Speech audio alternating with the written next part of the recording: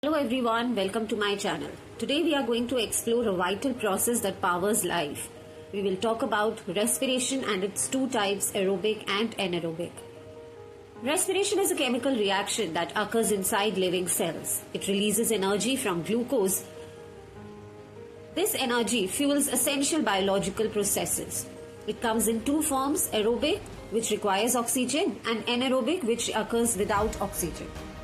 Aerobic respiration is a process by which cells use oxygen to break down glucose. This oxidation releases energy efficiently.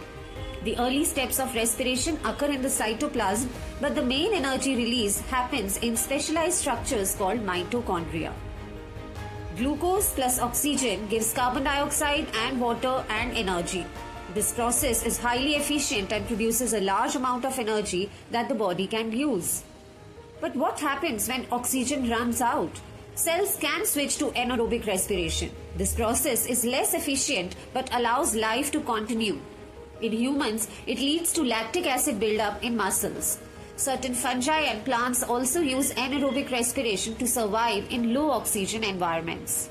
Let's compare anaerobic respiration in different organisms. In human muscles, the glucose breaks down into lactic acid and energy. In yeast, the process is called fermentation, wherein the glucose breaks into ethanol and carbon dioxide and releases energy. Both processes yield less energy as compared to aerobic respiration. Some plants, especially those in marshes or bogs, frequently perform anaerobic respiration. Due to poor oxygen availability in such environments, they adapt to survive without oxygen. Here's a quick comparison.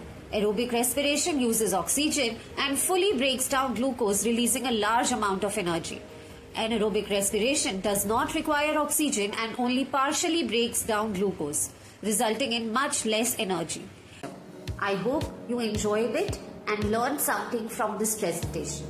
Don't forget to like, share and subscribe. See you next time. Till then, take care and bye-bye.